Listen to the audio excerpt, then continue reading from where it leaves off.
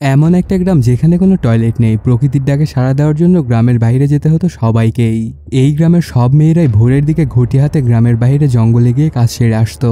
আর যদি দিনের বেলা চাপ দেয় তবে পেট ধরে বসে থাকা ছাড়া কোনো উপায় থাকে না, আর অন্ধকার হওয়ার প্রহর যেন শেষই হতে চায় না। এমনই একদিন ভোরবেলা কয়েকটা মেয়ে যায় গ্রামের বাইরে একটা জঙ্গলে কাজ সারতে। ঠিক তখনই ওদের সাথে ঘটেছে সেই লোমহর্ষক ঘটনা। কি ঘটেছিল সেই মেয়েদের সাথে আর কেনই ওই গ্রামে কোনো টয়লেট ছিল না, জানতে হলে তোমাকে পুরো ভিডিওটি দেখতে হবে। বলছিলাম টয়লেট এক প্রেম কথা সিনেমাটির কথা। আর সময় নষ্ট না করে আর কোনো স্পয়লার না দিয়ে চলো গল্পের মধ্যে ঢুকে পড়া যাক। সিনেমার একদম শুরুতেই গ্রামের মহিলারা এক হাতে হারিকেন আর অন্য হাতে ঘটি নিয়ে গ্রামের বাইরে যাচ্ছে প্রকৃতির ডাকে সাড়া দেওয়ার জন্য। যেতে যেতে তারা সারাদিনের কার কি হয়েছে না হয়েছে এগুলো বলাবলি করতে থাকে। এক পর্যায়ে এসেই পড়ে তাদের গন্তব্যে, বসে যায় আসনে। ঠিক তখনই ওই দিক দিয়ে এক লোক ট্রাক্টর নিয়ে যাচ্ছিল, ইচ্ছা করে সে লাইট ধরে এদের দিকে। সবাই শাড়ির আঁচল দিয়ে মুখটা ঢেকে ফেলে যেন তাদেরকে চিনতে না পারে। সকালবেলা ওই লোকই ট্রাক্টর নিয়ে যাওয়ার সময় দুটো মেয়েকে জ্বালাতে থাকলে জয়া এসে ঢিল দিয়ে ওকে ফেলে দেয়। তারপর সে বাসায় আসতে দেখে দাদা ও বাবা একসাথে টিভিতে সানিদির গান শুনছিল, তাও আবার ফুল ভলিউমে।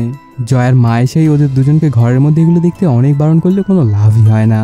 জয়া যোশীর একমাত্র মেয়ে, তাকে অনেক লেখাপড়া শিখিয়েছে কিন্তু এখনও তাকে বিয়ের জন্য রাজি করতে পারছিল না ওরা।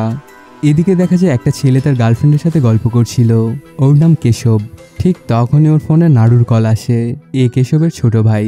আজকে কেশবের বিয়ে, এই জন্যই তাকে তাড়াতাড়ি করে বাসায় আসার জন্য বলে দেয় নাড়ু। আর এদিকে কেশবের প্রেমিকারও আজকে বিয়ে। আসলে কেশবের সাহস হয়নি তার বাবাকে ওদের প্রেমের সম্পর্কে কিছু বলার। কেশব ওর বাবাকে খুব ভয় পেত। প্রেমিকাকে বিদায় দিয়ে বাইক নিয়ে বাসায় এসে পৌঁছে কেশব। তারপর পরই শুরু হয়ে যায় বিয়ের কাজ। এ কি মেয়ে কই, এটা তো একটা গাভী। গাভীর সাথে বিয়ে হচ্ছে কেশবের। আসলে কেশবের বাবা একজন পণ্ডিত এবং সে অনেক কুসংস্কারে বিশ্বাসী। তার মতে যদি গায়ের সাথে বিয়ে না হয় কেশবের, তাহলে অনেক বড় অনর্থ হয়ে যাবে। আর সে এটাও মানে যে কেশবের বিয়ে শুধুমাত্র দুই বুড়ো আঙ্গুলওয়ালা মেয়ের সাথেই সম্ভব। আদৌ কি কেশবের বিয়ে হবে কিনা কে জানে। পরদিন সকালবেলা রান্নাবান্নার দায়িত্ব পড়েছে কেশবের ঘাড়ে। সে রুটি বানাতে থাকলে নাড়ু এসে খুব মজা নেওয়া শুরু করে ওর সাথে। ভাইয়া তোমার তো খুব কষ্ট হচ্ছে, বেশি সমস্যা হলে বলো, আমার গাভী ভাবিকে ডেকে দেই, হেল্প করুক একটু তোমাকে। এগুলো শুনেও কেশবের বলার কিছুই নেই, কারণ ওর ভাগ্যটাই এমন। একদিন শহর থেকে ট্রেন দিয়ে আসার সময় জয়ার বাথরুমে যাওয়ার প্রয়োজন হয়। সে বাথরুমের কাছে গিয়ে দরজা খুলতেই ভেতরে কেশবকে দেখতে পায়। তারপর কেশব বাহিরে আসলে খুব বকতে থাকে ওকে যে ছেলে মানুষ বলে কি দরজা লাগানো লাগবে না নাকি, আপনাদের মতো লোকে এই সমাজটাকে নষ্ট করছে। কেশব জয়াকে কিছুই বলতে পারে না, শুধু একদৃষ্টিতে চেয়ে থাকে ওর দিকে। ভালো লেগে গেছে ওর জয়াকে। জয়া কি বলছিল ওদিকে কেশবের কোনো খেয়ালই নেই। পরে দুই ভাই মিলে যোশীর বাড়িতে একটা সাইকেলের ডেলিভারি দিতে আসে। আসলে কেশবের সাইকেলের ব্যবসা, কিন্তু যোশী অর্ডার দিয়েছিল লেডিস সাইকেল, কেশবরা তো একটা জেন্টস সাইকেল এনেছে। সেটা পাল্টিয়ে দিতে বললে না করে চলে যাচ্ছিল। ঠিক তখনই জগিং শেষ করে বাসায় ফিরছিল জয়া। জয়াকে দেখেই তো বাইক ঘুরিয়ে আবার বাসার ভেতরে ঢুকে সাইকেল ঠিক করে দিতে চায়। আর এদিকে জয়া কেশবকে চিনতে পেরে ওকে এটা ওটা বলা শুরু করে দেয়। আর জয়ার এই সাইকেলটাই পছন্দ হয়েছে। কেশব চেঞ্জ করে দিতে চাইলেও জয়া মানে না, বলে আমি এই সাইকেলটাই রাখবো। পরে চলে যাওয়ার সময় যোশীর স্কুটিতে ধাক্কা দিয়ে স্কুটিটা ফেলে দেয়। এটা দেখে জয়া সুন্দর একটা হাসি দেয়। তারপর বাসায় আসার সময় কেশব খেয়াল করে জয়া কলেজ টপার, বিলবোর্ডে তার ছবিও লাগানো। এগুলো দেখে কেশব তো জয়ার পেছনেই পড়ে যায় আর বিভিন্ন জায়গায় পিছাও করতে থাকে জয়াকে। একদিন সকালবেলা জয় বান্ধবীদের সাথে যাওয়ার সময় খেয়াল করে কেশব তার ছবি দিয়ে পোস্টার ছাপিয়েছে। এটা দেখে তো সে অনেক রেগে যায় আর এসে পৌঁছে কেশবের দোকানে। এটা সম্পর্কে কেশবকে জিজ্ঞেস করলে সে জানায়, তুমি তো কলেজ টপার, তো তোমার ছবি লাগানোতে 8% বিক্রি আমার বেশি হচ্ছে এখন আগের চেয়ে। কিন্তু এগুলোর কোনো কিছুই তোয়াক্কা করে না জয়, আর কালকের মধ্যে তার সব পোস্টার নামিয়ে ফেলে দিতে বলেই চলে যায় সেখান থেকে। কিন্তু যাওয়ার সময় ভুলে ওর ফোনটা রেখে যায় আর সুযোগ পেয়ে কেশব ওর নাম্বারটা নিয়ে নেয়। ঠিক তখন একটা কল আসে কেশবের। ফোনের ওপার থেকে একটা মেয়ে বলে, ভাইয়া জিতুর পালানোর কথা আমাকে নিয়ে, কিন্তু সে এখন না করে দিচ্ছে, কি করব আমি কিছুই বুঝতে পারছি না। তখন কেশব মেয়েটাকে বলে, তুমি রেডি হয়ে চলে এসো, জিতুকে আনার দায়িত্ব আমার, আমি জানি ওকে কিভাবে আনতে হবে। এদিকে ফোন নিতে এসে এগুলো সবকিছু শুনে ফেলে জয়া। তখন সে বলে, এটা তো ঠিক না, তুমি ওর ভাই হয়ে ওকে পালানোর পরামর্শ দিচ্ছ, এটা অপরাধ। কিন্তু কেশবের থিওরি একদম অন্যরকম। এখন পরিবারকে বললে মেনে নেবে না, আর বিয়ে করে কিছুদিন বাইরে থাকলে সবকিছু মেনে নেবে পরিবার, এই জন্যই সে এমনটা করছে। ওরা দুজনে কথাবার্তা বলতে বলতে রাত হয়ে যাওয়ায় জয়াকে বাসায় রেখে আসতে চায় কেশব, কিন্তু জয়া না করে দিয়ে একাই সাইকেল নিয়ে যাত্রা শুরু করে দেয়। আর পিছে পিছেই বাইক নিয়ে আসতে থাকে কেশব। কিছুক্ষণের মধ্যেই চলে আসে জয়ার বাড়িতে। এভাবে সময় কাটতে থাকলে কিছুদিন পরে হোলি এসে পড়ে। তো হোলিতে যাওয়ার জন্য কেশব ফিটফাট হয়ে রেডি হয়ে যায়। হোলিতে কেশবদের এখানে আজব একটা রীতি আছে, সব বই তার স্বামীকে লাঠি দিয়ে মারতে থাকে। কিন্তু এই রীতি একদমই পছন্দ না জয়ারও। ঠিক তখনই কেশব এসে পৌঁছে আর জয়াকে পিছা করতে থাকে সব জায়গাতেই। হোলি শেষ হয়ে গেলে বাহিরে কেশব জয়ের জন্য অপেক্ষা করতে থাকলে এসে পড়ে জয়া। এসেই ওর উপর অনেক চিল্লাচিল্লি করতে থাকে। দেখা হয়েছে, এরকম ভাবে যে তুমি আমার পেছনে ঘুরছো এটা একদমই ঠিক না, আর আমার তোমার মধ্যে কিছুই সম্ভব না। তো আমার পিছনে আর কুত্তার মতো ঘোরা বন্ধ করো তুমি। একবারও আয়নার নিজের চেহারাটা দেখেছো আর তোমার বয়সটা কত? এগুলো বলেই জয়া যেতে থাকলেই কেশব বলা শুরু করে, আমি ইন্টার পাস হলে কি হবে, আমার মতো ছেলে তুমি কোথাও পাবা না।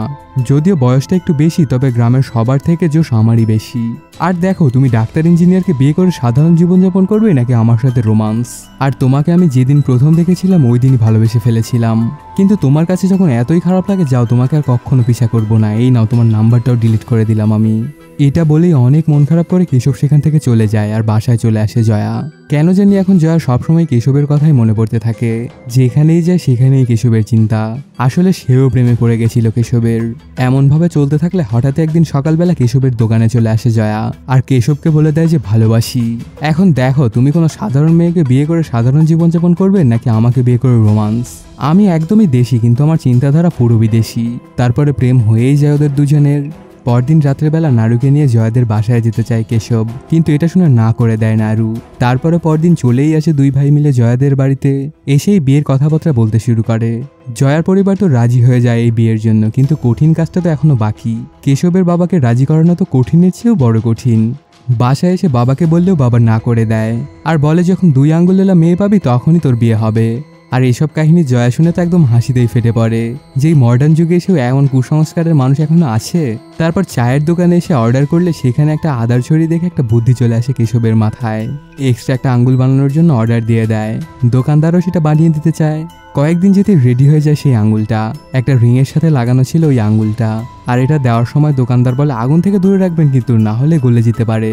পরে সেই আঙ্গুলওয়ালা আংটিটি পরিয়ে জয়ার হাতের একটি ছবি তুলে আনে কেশব।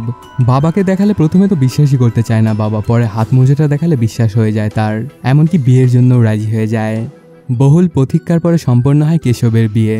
বউ বাসায় আনার পর নাড়ু বলে, এই গাভী তোমার সতীন, তুমি দ্বিতীয় বউ আমার ভাইয়ের। সাথে সাথেই কেশব তাকে ভাগিয়ে দেয় ওখান থেকে। তারপর বাসর ঘরে এসে একটা পারফিউম লাগায় কেশব। কিছুক্ষণের মধ্যে জয়া চলে আসলে দুজনে লাফিয়ে পড়ে বিছানায়। শুরু হয়ে যায় ওদের ফুলসজ্জা। একদম ভোরবেলা ঘুমিয়ে আছে দুজন। হঠাৎই জানালায় টোকার শব্দ শোনা যায়। কেশবকে ডেকে বললেও কেশব উঠে না। পরে জয়া উঠে জানালা খুলতেই দেখতে পায় কয়েকজন মহিলাকে। এক হাতে হারিকেন আর অন্য হাতে ঘটি নিয়ে ডাকতে এসেছে জয়াকে। ঘটি পার্টিতে ওকে ওয়েলকাম জানাতে এসেছিল এরা। আর এখনই সময় প্রকৃতির ডাকে সাড়া দেওয়ার জন্য যাওয়ার। জয়া ওদেরকে আগাতে বলে আর বলে যে আমি আসছি। এগুলো দেখে জয়া নিজেকেই বিশ্বাস করতে পারছিল না যে বাইরে সে কিভাবে কাজ সারবে, কারণ তার বাসায় বাথরুম থাকায় কখনোই সে বাইরে খোলা জায়গায় কাজ সারেনি। তখন কেশবকে জাগিয়ে জিজ্ঞেস করলেও কেশব তেমন কিছুই বলে না। আরও জানায় বাইরে যাওয়াতে সমস্যা কি, ওদের সাথে যাও, মেলামেশা করো, কথাবার্তা বলো, ওদের লিডার হও তুমি। এগুলো শুনে অনেক রেগে গিয়ে জয়া বলে, যদি জানতাম যে তোমার বাড়িতে কোনো টয়লেট নেই তাহলে তোমাকে বিয়েই করতাম না আমি। পরে না চাওয়া সত্ত্বেও আসে বাকি মহিলাগুলোর সাথে। যেতে থাকে গ্রামের বাইরে জঙ্গলের দিকে। কিছুক্ষণের মধ্যে সবাই সেখানে চলে আসে আর বসে পড়ে তাদের পজিশনে। কিন্তু কোনোভাবেই নিজেকে মানিয়ে নিয়ে বসাতে পারে না জয়া। তখন ঘটি ফেলে দিয়ে চলে আসে বাড়িতে। ঘরে আসতে কেশবর কাছে আসতে চাইলে বলে, আমি বাইরে টয়লেট করতে পারবো না, এটা আমার দ্বারা কখনোই সম্ভব না, তো তুমি কোনো একটা ব্যবস্থা করো। সকালবেলা খাবার খাওয়ার সময় কেশব বাবাকে টয়লেট বানানোর কথা বলে। এটা শুনে তো বাবা একদম রেগেই ফায়ার হয়ে যায়। খাবার না খেয়ে উঠে চলে যায় সেখান থেকে। সে কোনোভাবেই বাসার মধ্যে টয়লেট বানাতে দিবে না, এটা করলে নাকি তার ধর্ম নষ্ট হয়ে যাবে। রাত্রেবেলা রাগ করে শুয়ে থাকে পণ্ডিত। ছেলেরা খাবার এনে দিলেও খায় না, আর বলে বৌমা টয়লেট না করেই খাবার বানাইছে, এটা আমি একদমই খাবো না, আমি মরে যাবো, তাও এটা আমার গলা দিয়ে নামবে না। সেখান থেকে ঘরে এসে কেশব জয়াকে বুঝাতে থাকে যে 8-10টা দিন একটু কষ্ট করো প্লিজ, আমি ঠিক কোনো একটা ব্যবস্থা করে ফেলবো। ঠিক তখনই কল আসে জয়ার বাসা থেকে। একদম কথাই বলতে পারছিল না জয়া, তখন ফোনটা রেখে দেয়। এদিকে এই ব্যাপারটা নিয়ে দুই ভাই খুবই চিন্তিত, আর ওরা দুজনে মিলে বুদ্ধি পাকাতে থাকে যে কি করা যায়। হঠাৎ করে নাড়ু একটা বুদ্ধি দেয় যে প্রধানের বাসায় নিয়ে যাও ভাবিকে, সেখানেও তো একটা টয়লেট আছে। পরদিন সকালবেলা প্রধানের বাসায় এসে পৌঁছে তারা। প্রধানের মাকে দেখার ছুতো দিয়ে জয়াকে উপরে পাঠায়। আসলে প্রধানের মা অনেক অসুস্থ হওয়ার কারণে তার রুমেই টয়লেট বানানো ছিল। এই টয়লেটটা দেখে জয়া তো খুব খুশি হয়ে যায়, বসে পড়ে আসনে। কাজ শেষ করে আসার সময় কেশবকে বলে, এটা আমার দ্বারা কোনোভাবেই সম্ভব না। টয়লেট করতে গিয়ে মনে হয় যেন চুরি করতে এসেছি আমি। একটা টয়লেট বানাতে কি সমস্যা তোমার? আমি আর মানুষের বাড়িতে এভাবে যেতে পারবো না। তখন এগুলো শুনে খুব রেগে যায় কেশব। তুমি আমাকে বিয়ে করে খুব কাজ করে ফেলেছ না, এখন যত সব জেদ শোনা লাগছে আমার। এটাতে দুজনেই রেগে চলে যায় সেখান থেকে। রাত্রেবেলা রাগ ছেড়ে জয়া কেশবকে জাগিয়ে তাকে মাঠে নিয়ে যেতে বলে। এদিকে পণ্ডিত শহর থেকে বাসায় আসছিল। ঠিক তখনই ওর সামনে দিয়ে একটা কালো বিড়াল যাওয়াতে সে পাশের রাস্তা দিয়ে যাওয়া শুরু করে। এদিকে আসনে বসে পড়ে জয়া। ঠিক তখনই ওই দিক দিয়ে বাইক নিয়ে আসার সময় লাইট জয়ার দিকে যাওয়াতে সবকিছু দেখে ফেলে পণ্ডিত। এটাতে সে একটা ঝাটকা খেয়ে পড়ে যায় বাইক নিয়েই। পরে তাড়াতাড়ি করে বাইকটা উঠিয়ে চলে যায় সেখান থেকে। পরদিন সকালবেলা রান্না করার সময় জয়া রাগ ঝাড়ছিল হাঁড়ি পাতিলের ওপর। ওই সময়ই বাসায় এসে পড়ে পণ্ডিত। আর পণ্ডিতকে দেখেও মাথায় ঘুমটা দেয় না জয়া। তখন পণ্ডিত বলে, কি হয়েছে? রাতে যা হয়েছে ওটার জন্য এমন করা ঠিক না। আর বৌমা তো মুখ ঢেকে নিয়েছিল, তাহলে সমস্যা কোথায়? মাঝে মধ্যে এমন 1-2 দিন হয়েই যায়। কিন্তু এগুলো শুনে জয়া আরও রাগ দেখিয়ে সেখান থেকে চলে যায়। সেদিন রাত্রেবেলায় বন্ধুদের সাথে আড্ডা দেওয়ার সময় কেশব এসব সমস্যার কথা শেয়ার করে সবার সাথে, যে বইয়ের টয়লেট লাগবে, নাহলে সে থাকবে না, আর বাবা কিছুতেই টয়লেটটা বানাতে দিবে না। ঠিক তখনই একজন বলে ওঠে, তাহলে দাদি বাড়ি যেয়ে ঘুরে আসলেই তো পারিস 8-10 দিন, ওখানে তো টয়লেট আছে। আর এখন তোদের স্টেশনের ট্রেন 7 মিনিট দাঁড়ায়, তুই বললে টিকিট কেটে দেই। এটা শুনে খট করে একটা বুদ্ধি আসে কেশবের মাথায়। তো সেই বুদ্ধি মোতাবেক সকালবেলা জয়াকে নিয়ে চলে আসে স্টেশনে। ট্রেনের বাথরুমে পাঠায় জয়াকে। এরপর থেকেই প্রত্যেকদিন সকালে কেশব আর জয়া স্টেশনে চলে আসে টাইম মতোই। ট্রেনই হয়ে যায় ওদের পার্সোনাল টয়লেট। এভাবেই ওদের দিন খুব ভালোভাবেই চলতে থাকে।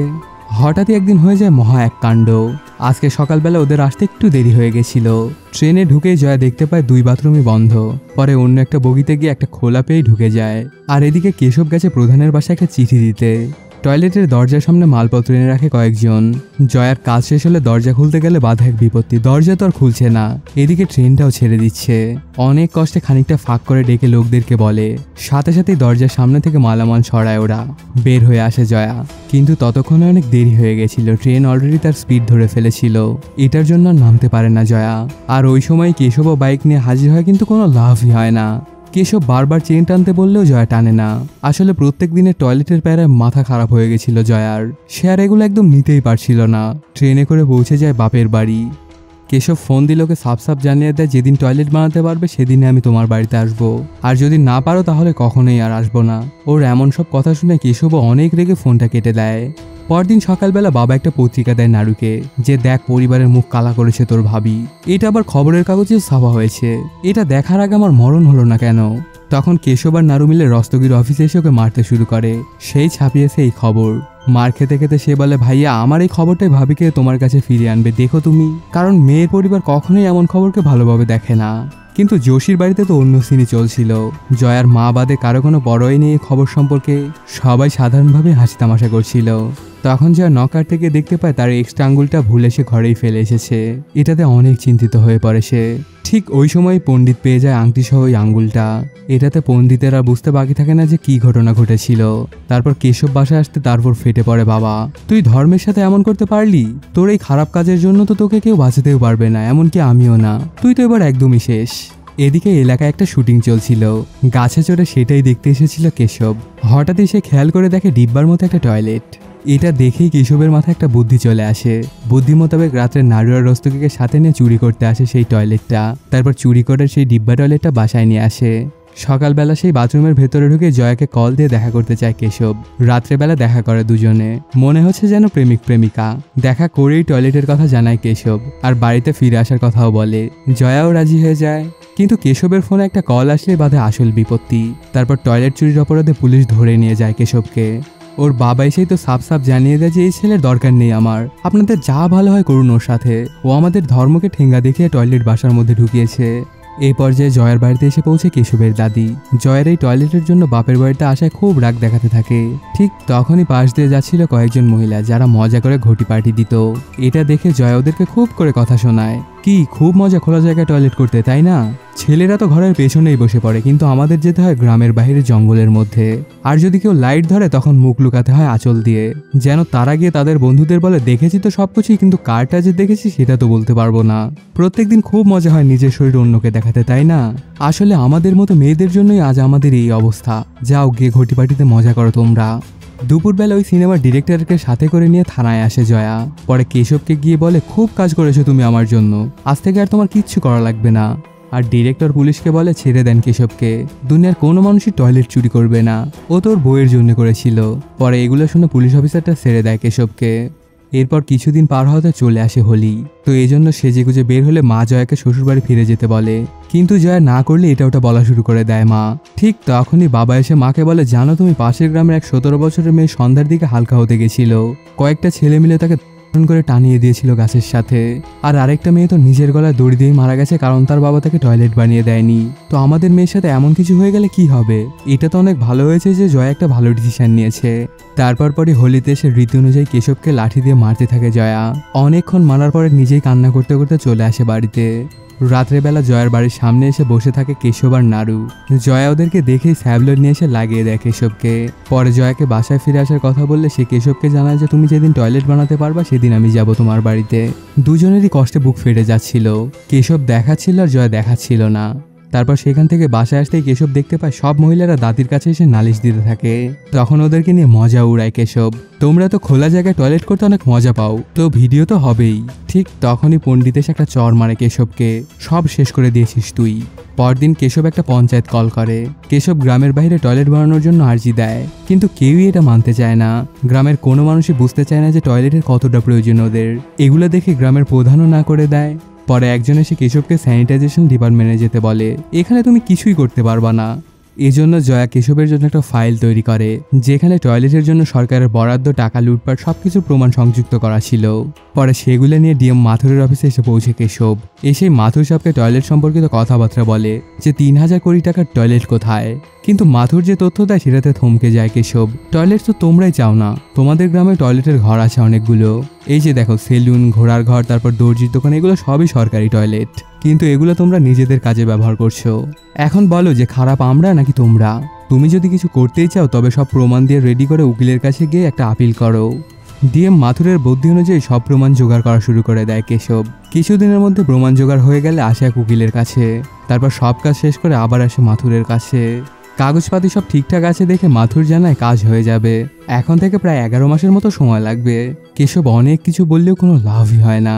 তখন মাথুর জানায়, তুমি সভ্যতার সাথে লড়াই করছো কেশব, আর এই দেশে সবচেয়ে বড় কঠিন কাজ হলো সভ্যতা চেঞ্জ করা। তারপর বাসায় এসে কেশব একটা পূজা করে, আর বাবা আসতেই বলে টয়লেট বানানোর জন্য ওই পূজা, আজ থেকে ভুলে যাও নালাতে বসা। কিন্তু বাবা বলে আজ থেকে কিছুই খাবো না আমি। বাবার কথা কিছুই না শুনে কেশব টয়লেট বানানোর কাজ শুরু করে দেয়। আস্তে আস্তে হতে থাকে ওর টয়লেট, কিন্তু বাবা একদমই খুশি না ওর টয়লেট বানানোতে। কয়েকদিনের কঠোর পরিশ্রমে টয়লেটের কাজ শেষ হয়ে যায়, তৈরি হয়ে যায় কেশবের স্বপ্নের টয়লেট। সেদিনই রাত্রেবেলা বাবার প্রধান মিলে একটা বুদ্ধি হাঁটে যে ভাঙতে হবে এই অলক্ষণে টয়লেট। ভোরবেলা কিছু একটা ভাঙার শব্দে ঘুম ভাঙে কেশবের। দরজা খুলতে গেলে দেখে দরজায় তালা লাগিয়ে দিয়েছে। সেই দরজার ফাঁক দিয়ে দেখতে পায় বাইরে টয়লেট ভাঙার কাজ চলছে।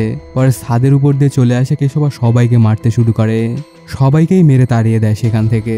অনেক রাগ আর অনেক কষ্ট নিয়ে বলা শুরু করে, তোমরা তোমাদের বউ মেয়েকে খোলা জায়গায় উলঙ্গ হতে দিবে, কিন্তু বাসায় একটা টয়লেট বানাবে না। আর যদি টয়লেট এত খারাপ জিনিস হতো তাহলে উপরওয়ালা আমাদের পেট দিয়েছে কেন? না থাকতো পেট আর না যাওয়া লাগতো টয়লেটে। তোমরা সবাই মিলে খুব ভালো একটা কাজ করলে, আমার স্বপ্নের ঘর ভেঙে দিলে। কিছুদিন পর এই গ্রামে তো আর কেউ তাদের মেয়েই বিয়ে দিবে না, সব ছেলেরা চিরকুমারী মারা যাবে। আর দাদি, এখন তোমার ছেলেকে দাও খাবার, প্রাণ ভরে খাক বুড়াটা। গ্রামের মানুষের এমন আচরণ দেখে অনেক কষ্ট পেয়ে যায় কেশব। এসব কাহিনীর পরে রাত্রেবেলা জয়া কল দিয়ে কেশবকে জানিয়ে দেয় যে আমার তালাক লাগবে, এভাবে আর সম্ভব হচ্ছে না। পরদিন এই খবর পত্রিকায় চলে আসে যে টয়লেটের জন্য একটা তালাক হতে চলেছে। কেশবের বাসায় সবাই সমবেত হয় এই বিষয়ে কথা বলার জন্য। এদিকে বিভিন্ন নিউজও শুরু হয়ে যায়। এক রিপোর্টার ইন্টারভিউ নিতে থাকে জয়া ও কেশবের। দুজনেই খুব সুন্দর করে বোঝায় কেন লাগবে এই টয়লেট, আর কি কি সমস্যার জন্য টয়লেট হচ্ছে না। সমস্যা আমাদেরই, আমরাই চাই না টয়লেট, আর এই জন্যই এই টাকাগুলো আত্মসাৎ হয়েছে। আপনাদের ডিভোর্সের জন্য দায়ী কে? এই প্রশ্নের জয়া জানায় যে মহিলারা কাল সকালবেলা আবারও ঘটি হাতে করে জঙ্গলে যাবে ওরাই। এইগুলাতে পুরো দেশে হট্টগোল বেঁধে যায় টাকা আত্মসাৎ নিয়ে। যারা যারা এই কাজে জড়িত ছিল সবার চেয়ার নড়তে চলেছে। মহিলারাও টয়লেটের জন্য বিক্ষোভ করা শুরু করে দেয়। সবাই মিলে টয়লেটের জন্য উঠে পড়ে লাগে।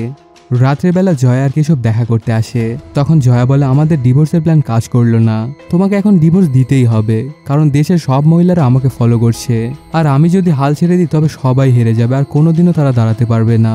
সব মেয়েদের ভালোর জন্য হলেও তোমাকে ছেড়ে দিতে হবে। পরে কেশবও রাজি হয়ে যায় যে সবার ভালোর জন্য এটুকু তো করতেই পারি আমরা দুজন। এদিকে গ্রামের মহিলারা সবাই ডিসাইড করে যে তারাও টয়লেট ছাড়া প্রকৃতির ডাকে সাড়া দিতে যাবে না। এই জন্য সবাই বাসায় গিয়ে খাবার বানানো বন্ধ করে দেয় আর বলে খেলে যেতে হবে, আর টয়লেট ছাড়া হবে না। এদিকে দাদি ভোরবেলায় হালকা হওয়ার জন্য সিঁড়ি দিয়ে নামার সময় পা পিছলে পড়ে যায়। ওনার চিৎকার শুনে পণ্ডিত আসলে তাকে বাহিরে নিয়ে যেতে বলে, কিন্তু দাদি একদম খাড়া হতেই পারছিল না। তখন বাসার টয়লেটের মধ্যে নিয়ে যেতে বলে পণ্ডিতকে। প্রথমে না করলেও পরে কোনো উপায় না পেয়ে সেখানেই বসিয়ে দেয়। তারপর ঘরে এসে পানি ঢেলে শুদ্ধ হয় পণ্ডিত। পরদিন সকালবেলা কোর্টে এসেছে সব মহিলারা। সবার দাবি যদি জয়ার তালাক হয় তবে আমাদেরও তালাক হওয়া লাগবে। এগুলো নিয়ে প্রচুর পরিমাণ খবর হওয়াতে উত্তরপ্রদেশের মুখ্যমন্ত্রী পর্যন্ত এই নিউজ পৌঁছে যায়। তখন তার সেক্রেটারি জানায়, স্যার কোনো কাজ হতে গেলে 7 ডিপার্টমেন্টের ভেতর দিয়ে যেতে হয়, এই জন্যই অনেকটা সময় লেগে যায়। তখন মুখ্যমন্ত্রী ওইসব অফিসের টয়লেটে তালা লাগিয়ে দেওয়ার কথা বলে, যেগুলোর মধ্যে দিয়ে কাজ হয় না। তাহলেই কাজ তাড়াতাড়ি হয়ে যাবে, তুমি দেখে নিও। প্ল্যান অনুযায়ী সেটাই করা হয়। প্রত্যেকটা সরকারি অফিসের টয়লেটে তালা লাগিয়ে দেওয়া হয়। তারপর পরে সব কাজ খুব তাড়াতাড়ি হতে থাকে। কাগজ যেখানে যাচ্ছে সেখান থেকে সাথে সাথেই কাজ হয়ে আরেক জায়গায় চলে যাচ্ছে। এই পর্যায়ে গ্রামের লোকজনের ইন্টারভিউ নিতে থাকলে তারাও চায় না এই টয়লেট। কিছুক্ষণ পরে সেখানে এসে পৌঁছে জয়া ও কেশব। তারপর জজের সামনে এসেই পড়ে দুজন। এখনই তালাক হয়ে যাবে ওদের দুজনের। জয়া ও কেশবকে শেষবারের মতো জিগায় যাস, কিন্তু তারা তাদের ডিভোর্সের ডিসিশনে একদম অটল। ঠিক তখন একটা কাগজ আসে জজের কাছে। এটা আসলে সিএম এর অফিস থেকে এসেছিল। কেশব আর জয়ার ডিভোর্স বন্ধের নোটিশ, আর ওদের গ্রামে সরকারি টয়লেটের কাজও শুরু হয়ে যাবে খুব তাড়াতাড়ি। তারপর ডিভোর্সটা হয় না ওদের দুজনের। এটাতে সবাই খুব খুশি হয়ে যায়, কিন্তু কেশব অনেক মন খারাপ করে আছে, কারণ সে জয়াকে পার্সোনাল টয়লেট করে দিতে পারেনি। আর বাবার চিন্তাধারাও তো সে বদলাতে পারেনি। এজন্য জয়াকে তার সাথে নিয়ে যেতে চায় না কেশব। ঠিক তখনই বাবা চলে আসে, এসেই সবকিছু মেনে নেয় বাবা। বাসাই হবে টয়লেট। সবাই তো অবাক হয়ে যায় যে পণ্ডিত এমন চেঞ্জ হলো কেমনে। পরদিনই উদ্বোধন করা হয় পণ্ডিতের বাড়ির টয়লেট। এর মাধ্যমে ওই গ্রামে টয়লেটের প্রথা চালু হয়ে যায়, আর শেষও হয়ে যায় সিনেমাটি। আসলে 2025 সালে এসে ভারতের এখনও এরকম অনেক জায়গা আছে যেখানে তোরা টয়লেটের ব্যবহার করতে জানে না। ওইসব গ্রামগুলোতে কেশবের বাবার মতো পণ্ডিতদের ভুলভাল বোঝানোতে গ্রামের লোকেরা ওইরকম হয়ে যায়। তো বন্ধুরা, কেমন লাগলো আজকের এই এক্সপ্লেনটি জানাতে কমেন্ট করো। আর যদি এখনও চ্যানেলটি সাবস্ক্রাইব না করে থাকো তাড়াতাড়ি সাবস্ক্রাইব করে নাও এমনই সব ভালো ভালো ভিডিও পেতে। দেখা হচ্ছে নতুন কোনো ভিডিওতে। Till then, সায়োনারা।